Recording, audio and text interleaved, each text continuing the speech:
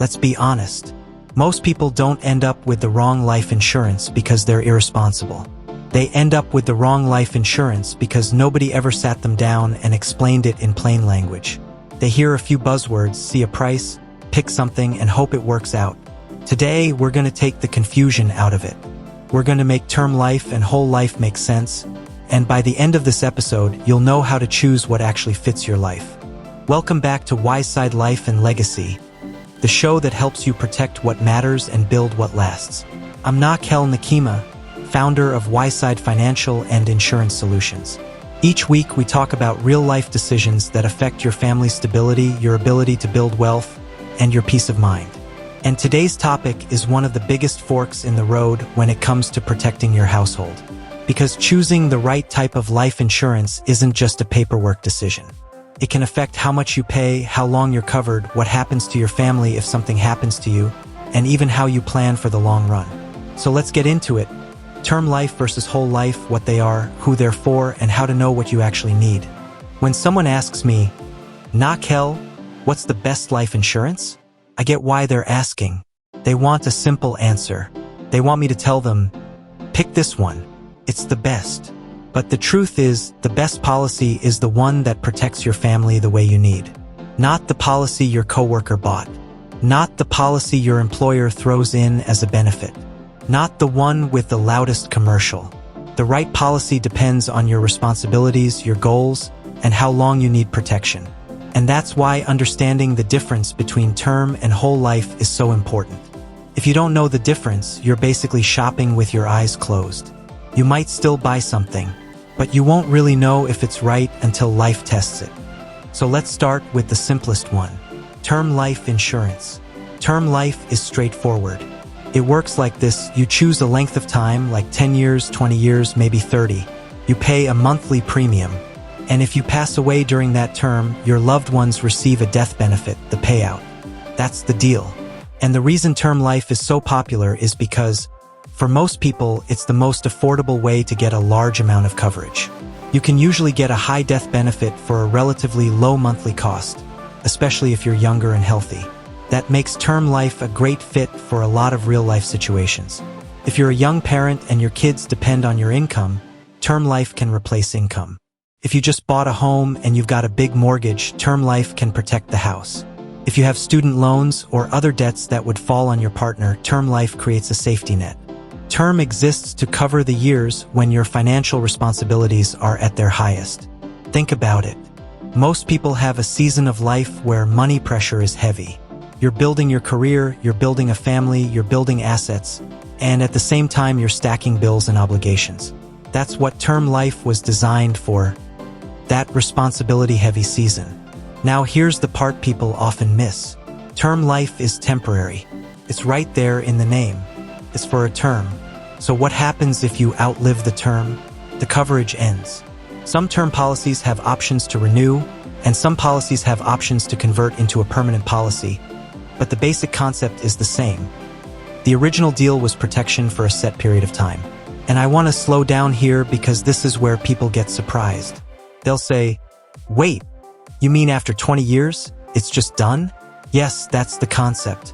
If the term ends and you're still living, that policy has completed its job. And that's not a scam. That's how term is built. It's like renting coverage for the years you need the most protection. The key is knowing that ahead of time so you're not caught off guard later, wondering why you don't have coverage when you're older, or why the new cost is higher, or why your health makes it harder to qualify for a new policy. Term is powerful, but it has an expiration date.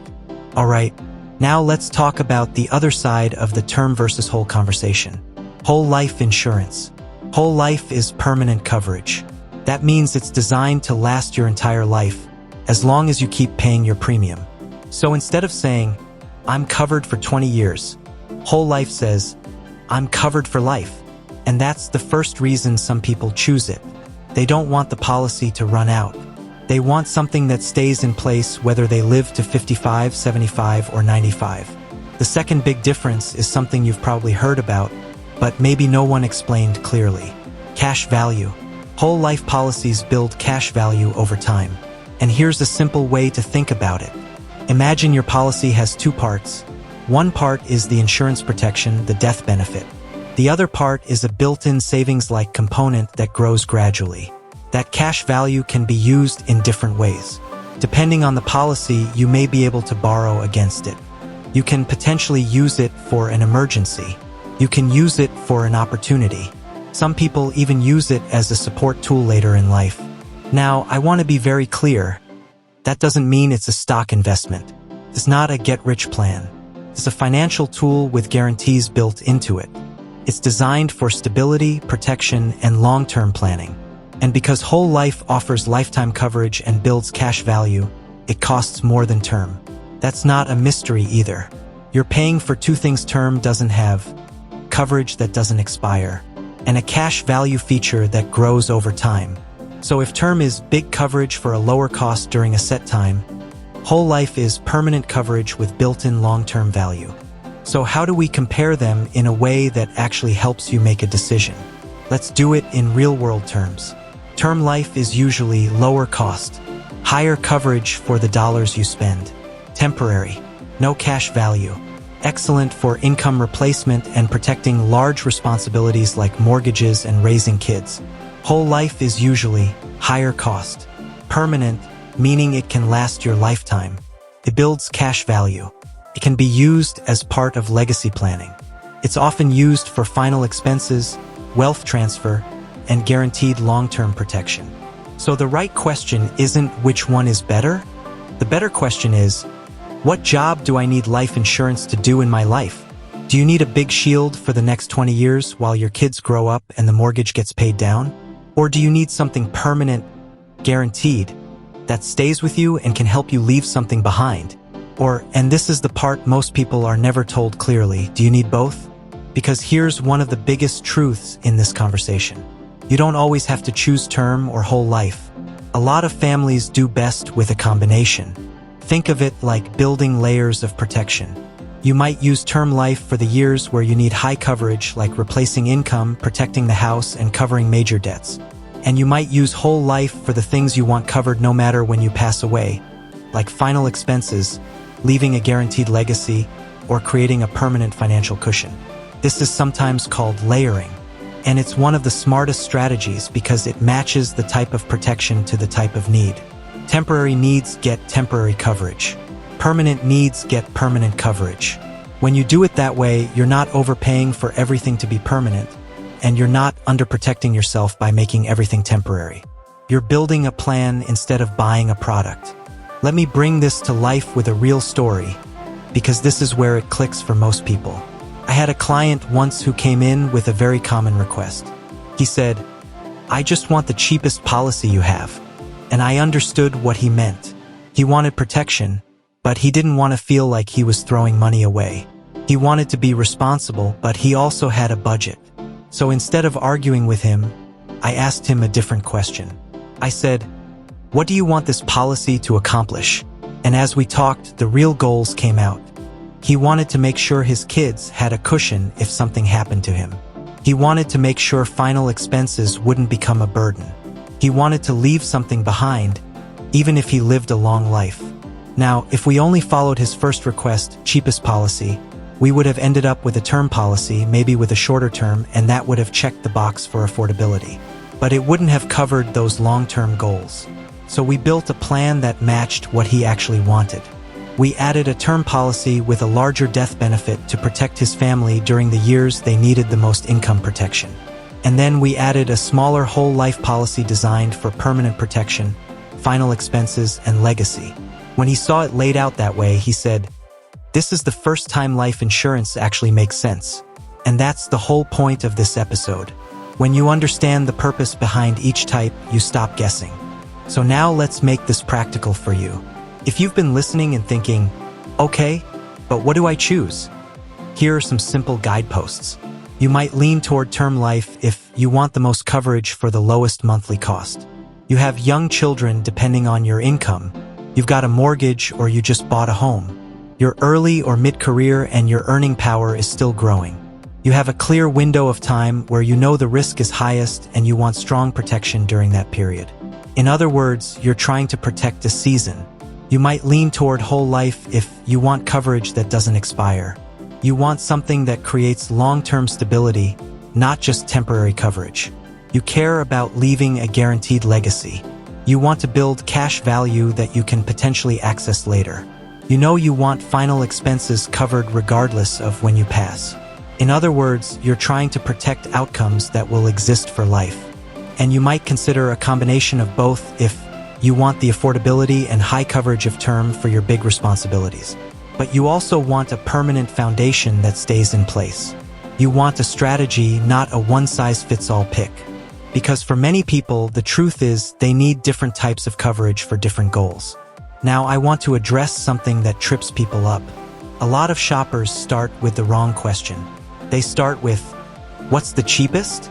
Or, what did my friend get? Or, my job gives me something, so I'm probably fine, right? But the question that leads to a smart decision is this: what do I want this policy to do for my family? Do you want it to replace income? Do you want it to pay off the house? Do you want it to create options for your spouse? Do you want it to fund childcare, college, or simply keep the lights on? Do you want it to make sure nobody has to fundraise for a funeral? Do you want it to leave a legacy that changes your family's story? When you're clear about the job the insurance needs to do, choosing between term and whole life becomes much easier, because coverage should follow your goals. Your goals should not be forced to fit a random policy. Let's do a quick mental exercise. If you passed away tomorrow, what would your family need immediately? Would they need income replacement to cover monthly bills? Would they need to keep the home? Would they need to pay off debts? Would they need childcare support? Now fast forward. If you lived a long life and passed away decades from now, what would you want to be true then? Would you want final expenses fully covered? Would you want to leave something behind? Would you want to protect your family from having to make financial decisions under stress? Those two timelines matter. And they're exactly why, for some households, layering term and whole life creates the strongest plan. One part handles the right now risk. The other part handles the no matter when certainty. Before we close, here's one more important note. If you already have a policy, that doesn't automatically mean you're done. It might be perfect, or it might be outdated. Life changes. People get married. They have kids. They buy homes. They start businesses. They care for aging parents. And sometimes people have coverage, but it's not connected to their current life. So it's worth reviewing what you have and asking, does this still match my goals? If it's term, do I know when it ends? If it's through work, what happens if I leave that job? If it's permanent, do I understand how the cash value works and what I can realistically use it for? Clarity doesn't just come from buying insurance. It comes from understanding it. So here's your practical takeaway for today. Before you choose any policy or before you change what you have, write down one sentence. I want this life insurance to do what for my family? Be specific. Not, I want to be covered. Covered for what? For how long? For who? And once you can answer that, term and whole life stop being confusing labels and start becoming tools you can use intentionally. If you want help sorting through your options based on your life, your goals, and your budget, you can visit wiseasidefinancial.com or reach out directly. My goal is simple: to help you make wise decisions for the people you love, and to make sure your coverage matches your real plan, not just a random guess. Thank you for spending this time with me on Wise Side Life and Legacy. Remember, protecting your future starts with clarity, and clarity starts with understanding your options. Stay wise, stay covered, and stay committed to what matters most.